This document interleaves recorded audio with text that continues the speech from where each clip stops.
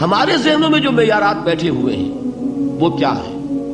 کامیابی پیسے سے ہے، کامیابی جائیداد سے ہے، کامیابی کاروبار سے ہے، کامیابی شہرت سے ہے، کامیابی اقتدار سے ہے. یہ معیارات ہیں.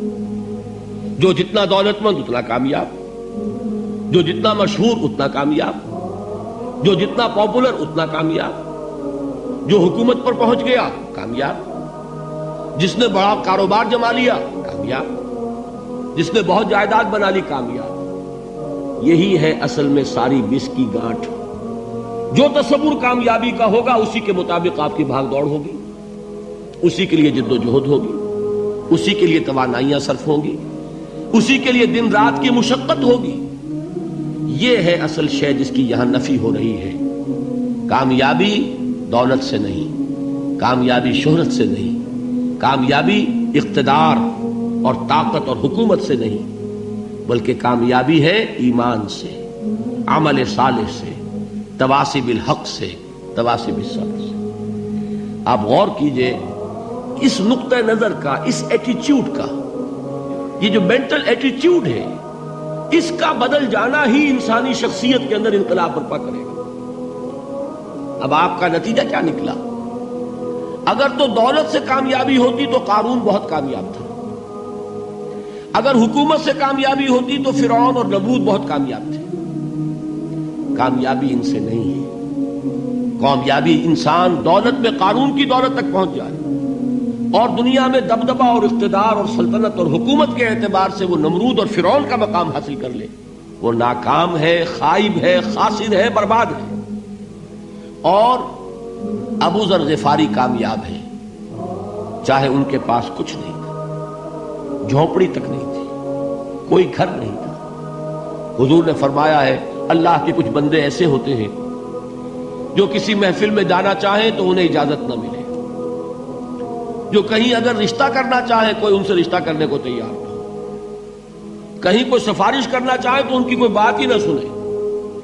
لیکن اللہ کے ہاں ان کا وہ مقام ہے کہ اگر بھولے سے بھی کسی بات پر قسم کھا بیٹھتے ہیں تو اللہ ان کے قسم کی لاج رکھتا ہے. یہ ہے فرق. یہ جان لیجیے اچھی طرح. اس بات کا مان لینا آسان، اس پر سبحان اللہ کہنا آسان، لیکن اس کے مطابق آپ کے اپنے ذہن کا بدل جانا بہت مشکل. اس لیے کہ ہم متاثر ہوتے ہیں اپنے ماحول سے.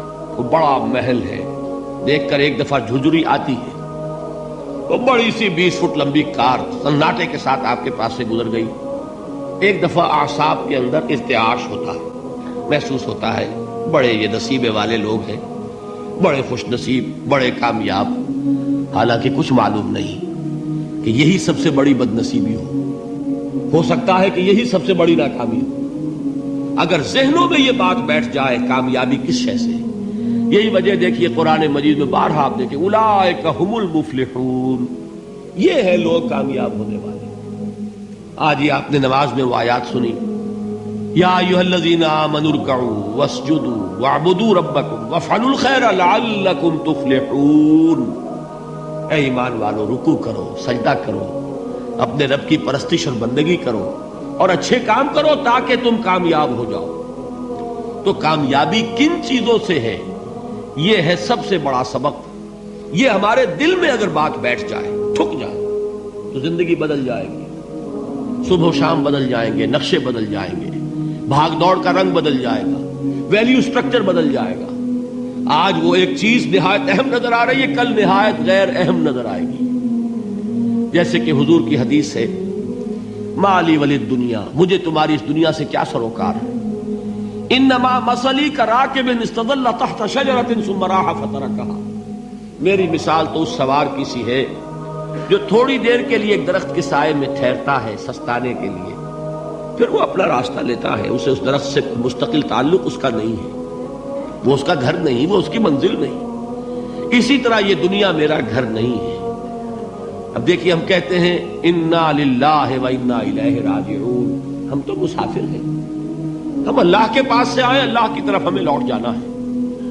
کن فی الدنیا کانک غریب و عابر سبیل، حضور فرماتے ہیں دنیا میں ایسے رہو جیسے کہ تم اجنبی ہو یا راہ چلتے مسافر. لیکن یہ طرز عمل کب ہوگا؟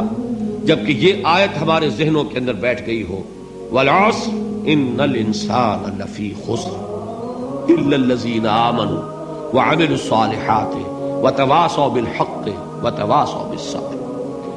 یہ ہے اصل بات جو میں نے عرض کیا تھا کہ میں بتاؤں گا صحابہ کیوں ایک دوسرے کو یاد دلاتے تھے۔